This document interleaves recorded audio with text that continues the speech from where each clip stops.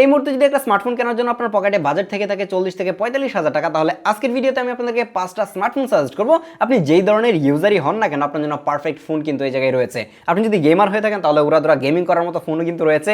আর যদি আপনি camera centric phone খুঁজে থাকেন যেটা দিয়ে একদম এই বাজেটে বেস্ট লেভেলের ফটোগ্রাফি করা যাবে, এমন কিছু ফোন সাজেস্ট করবো। এবং যারা ব্যালেন্সড ইউজার রয়েছেন, মানে একটা ফোন দিয়ে সব কাজই চালিয়ে নিতে চান, ক্যামেরাও ভালো হতে হবে, ডিসপ্লে ভালো হতে হবে এবং এটা পারফরমেন্সও ঠিকঠাক হতে হবে, এই ধরনের স্মার্টফোনও কিন্তু থাকছে আমাদের লিস্টে। সবার প্রথমে রয়েছে হচ্ছে রিসেন্টলি রিলিজ করা নাথিং এর একটা ফোন, নাথিং 4A যেটা রয়েছে সেটা। আশা করা যায় যে এই ফোনটা এই 2026 সালে পুরো মার্কেট কাঁপায় রাখবে এরকম একটা অবস্থা। নতুন যেহেতু মার্কেটে আসছে, যার কারণে এটার প্রাইসটাও কিছুটা বেশি। এটার 8/128GB পাওয়া যাচ্ছে এখন 40 থেকে 41,000 টাকায়। আর কিছুদিন পরে হয়তো এটার প্রাইসটা আরো কিছুটা কমে যাবে। এখানে 6.78 ইঞ্চির একটা অ্যামোলেড ডিসপ্লে ইউজ করা হয়েছে এবং এটা 1 বিলিয়ন কালার সাপোর্ট করে। আর এটার পিক ব্রাইটনেস কিন্তু 4500 নিটস।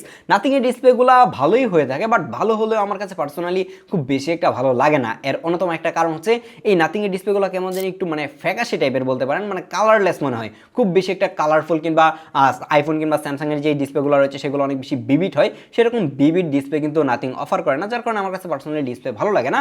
বাট ডিসপ্লে কিন্তু অনেক বেশি ভালো, ডিসপ্লেতে গ্রিন লাইন পড়ে যাওয়ার চান্সও কিন্তু অনেকটাই কম। তার পাশাপাশি দেখা যাচ্ছে যে এটার চিন বেজালটাও মোটামুটি ভালোই ন্যারো করা হয়েছে, যার কারণে এটার ডিসপ্লেটাকে ভালোই বলা চলে। আর এই জায়গায় কিন্তু প্রসেসর হিসেবে তারা ইউজ করেছে স্ন্যাপড্রাগন 7 Gen 4 যে এসওসিটা রয়েছে সেটা, এবং এটা একটা 4 ন্যানোমিটার এসওসি। আর এটা কতটুকু ভালো এসওসি সেটা হয়তো অলমোস্ট সবাই অলরেডি জেনে গেছেন, কারণ এটা দিয়ে যে কোনো ধরনের গেমিং টেমিং আপনি কিন্তু খুব ইজিলি করতে পারবেন। তার পাশাপাশি যেহেতু এটার মধ্যে নাথিং এর ওএস রয়েছে, যার কারণে সেই ওএসটাও কিন্তু অনেক বেশি অপটিমাইজ, এবং অনেকেই কিন্তু নাথিং এর ইউআইটাকে পছন্দ করে থাকেন, যার কারণে কিন্তু মানুষজন নাথিং এর ফোন সাজেস্ট করে। বাট আমার কাছে পার্সোনালি নাথিং এর ওএসটাও খুব বেশি একটা আহামরি ভালো লেগেছে, ব্যাপারটা এরকম না। কিন্তু কেন জানি মানুষজন নাথিংটাকে মানে অনেক বেশি ভালো বলতেছে, আই ডোন্ট নো। যাই হোক, এই জায়গায় আপনি ক্যামেরা হিসেবে কিন্তু একটা মানে একদম মাখন লেভেলের সেট আপ পাচ্ছেন। এটাকে ক্যামেরা সেন্ট্রিক ফোন না বলে একটা ব্যালেন্সড ফোন বললেও কিন্তু মানে ভুল হবে না।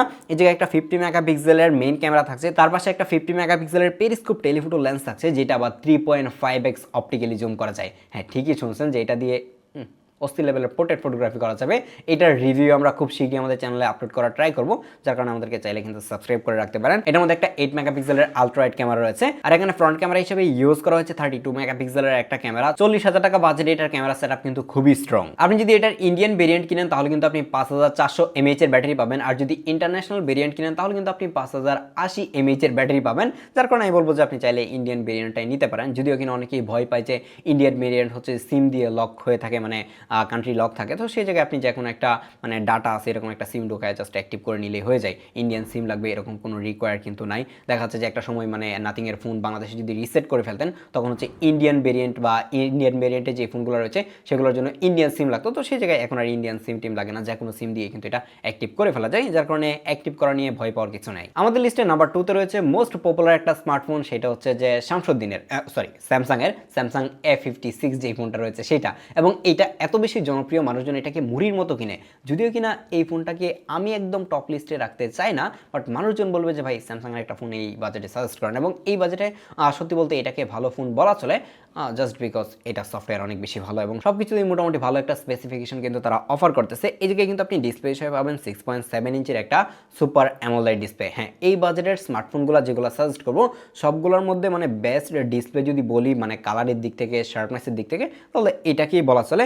এটার পিক ব্রাইটনেস কিন্তু আহামরি বেশি না, এটার মধ্যে 1900 নিট হচ্ছে পিক ব্রাইটনেস আপনি পাবেন।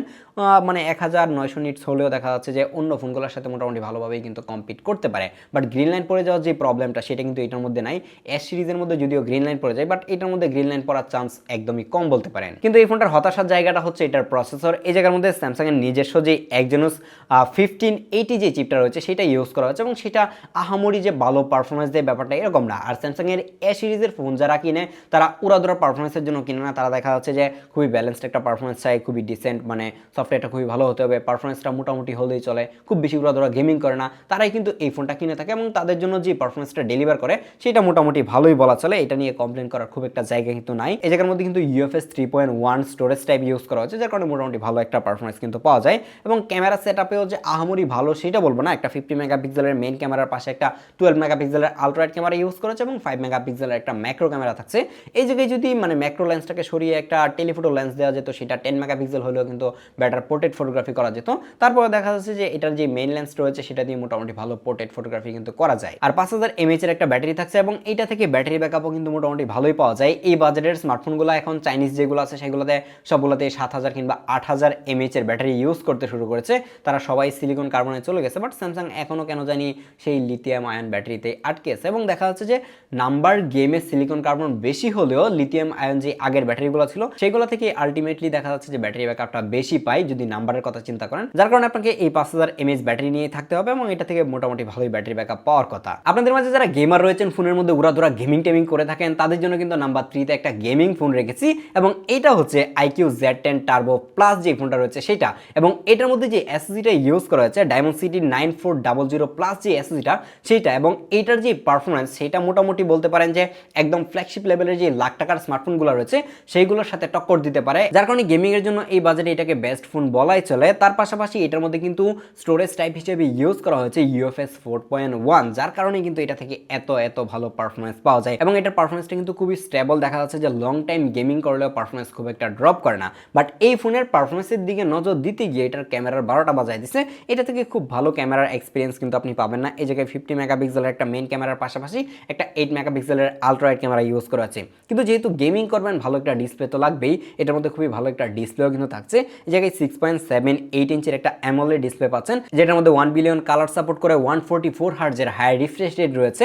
নর্মালি ডিসপ্লেগুলোতে দেখা যাচ্ছে যে 120 হার্জের রিফ্রেশ রেট থাকে, বাট এটার মধ্যে 144 হার্জ দেওয়া হয়েছে, কিন্তু দেখা যাচ্ছে যে আলটিমেটলি সেটা গিয়ে মানে 120 হার্জে কাজ করে। যাই হোক, এটার পিক ব্রাইটনেস কিন্তু 5500 নিটস, যার কারণে আউটডোরে গেলেও খুবই ভালো ভিজিবিলিটি পাবেন। এই গরমের মধ্যে যদি আপনি চান রোদে বসে গেমিং করতে, আমি কি ভুল বলতেছি? না, ঠিকই আছে, রোদে বসে যদি গেমিং করতে চান তাহলে আপনি চাইলে কিন্তু গেমিংও করতে পারবেন। আর এটার ব্যাটারি ব্যাকআপও কিন্তু ভাই অস্থির লেভেলের। এই জায়গায় কিন্তু আপনি একটা বিশাল বড় 8000 mAh এর সিলিকন কার্বন ব্যাটারি পেয়ে যাবেন, যেটা দিয়ে আপনি লম্বা সময় ব্যাটারি ব্যাকআপ পেয়ে যাবেন। যেহেতু ওরা গেমিং করবেন, ব্যাটারি ব্যাকআপটা তো অবশ্যই ভালো হতে হবে। আমাদের লিস্টে নাম্বার 4 এ রয়েছে খুবই জনপ্রিয় একটা স্মার্টফোন, সেটা হচ্ছে Honor 400। যদিও কিনা এটা রিলিজ হয়েছে অলমোস্ট 1 বছর হয়ে গেছে, 500 মার্কেটে চলে আসছে, কিন্তু এখনও এই 400টা অনেক বেশি জনপ্রিয়, যেমন হচ্ছে 200টা জনপ্রিয়। এখন বলতে পারেন যে ভাই 200 কেন সাজেস্ট করে না, কারণ 200 তো ভাই আরও কম দামে পাওয়া যায়। এখন মোটামুটি 40 থেকে 41,000 টাকা প্রাইস রেঞ্জে কিন্তু Honor 400টা পাওয়া যাচ্ছে। এবং এই জায়গায় কিন্তু প্রসেসর হিসেবে তারা ইউজ করেছে Snapdragon 7 Gen 3 যেই চিপসেটটা রয়েছে সেটা, এবং এটার পারফরমেন্স সবাই জানেন যে Honor 400 এর পারফরমেন্স খুবই ভালো হয়ে থাকে। এর কারণ হচ্ছে যে এটার মধ্যে একটা ম্যাজিক ওএস থাকছে, যেটা ম্যাজিক দিয়ে হচ্ছে যে ওএসটাকে মানে বেটার করে ফেলে।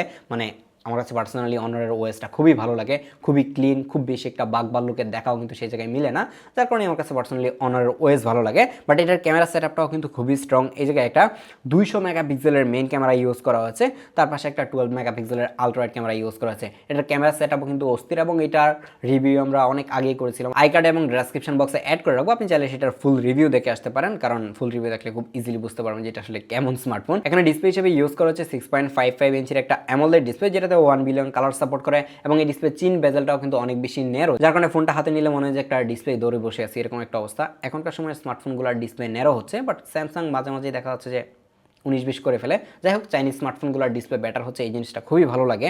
তার পাশাপাশি এই জায়গায় কিন্তু একটা 50 মেগাপিক্সেলের সেলফি ক্যামেরাও পেয়ে যাবেন। Last but not the least, iPhone 13। এখন আপনি বলতে পারেন যে ভাই এই সব অ্যান্ড্রয়েডের মধ্যে আইফোন এটা করতে আসতো, আর এই iPhone 13টা কি 40,000 টাকায় পাওয়া যায়? হ্যাঁ, বাংলাদেশে ইউজড মার্কেটে আইফোন যে লেভেলের জনপ্রিয় সেটা হয়তো আপনি নিজেও বুঝতে পারতেছেন যে আমি ইউজড আইফোনের কথাই বলছি। যেহেতু আমার চ্যানেলে ম্যাক্সিমাম টাইম ইউজড ফোনের ভিডিও দিয়ে থাকি, যার কারণে এই বাজেটের ফোন নিয়ে একটা ভিডিও করব, সেটার মধ্যে একটা ইউজড ফোন রাখবো না, সেটা আবার আইফোন রাখবো না, এটা তো হতেই পারে না। যার কারণে যারা আইফোন কেনার কথা চিন্তা করতেছেন এই বাজেটে, মানে 40 থেকে 41,000 টাকা বাজেটে, iPhone 13 বিকল্প আর কিছুই নাই। অনেকে আপনাকে iPhone 12 সাজেস্ট করবে, বাট iPhone 12 এই মুহূর্তে আমার কাছে মনে হয় যে কোনো অবস্থাতেই নেওয়া ঠিক হবে না, কারণ সেটা অনেক পুরাতন একটা ফোন, ব্যাটারি ব্যাকআপ ভালো পাবেন না, ফোন রিপেয়ার হিস্ট্রি থাকার চান্স অনেক বেশি, যার কারণে রিস্ক একটু কম নিয়ে মানে আপনি iPhone 13 নিতে পারেন। আর iPhone 13 এর স্পেক নিয়ে কথা বলার কিছু নাই, এটা নিয়ে অনেক রিভিউ আমাদের চ্যানেলে কিন্তু অলরেডি পাবলিক হয়ে গেছে, আপনি চাইলে সেগুলো দেখে আসতে পারেন। তো আজকের ভিডিওতে আমি এই 40 থেকে 35,000 টাকা বাজেটে কোন বেস্ট স্মার্টফোনটা আমি মিস করে এসেছি, যেটা আমার লিস্টে নাই, সেটা চাইলে একটু কমেন্ট করতে পারেন। আপনার কমেন্টটাকে আমি পিন করে রাখবো, যাতে করে অন্য কেউ দেখে মানে সেই স্মার্টফোনটা কিনতে পারে। হয়তোবা আমার লিস্টে ভুল হতেও পারে। দেখা হচ্ছে পরবর্তী ভিডিওতে, সে পর্যন্ত ভালো থাকবেন, সুস্থ থাকবেন।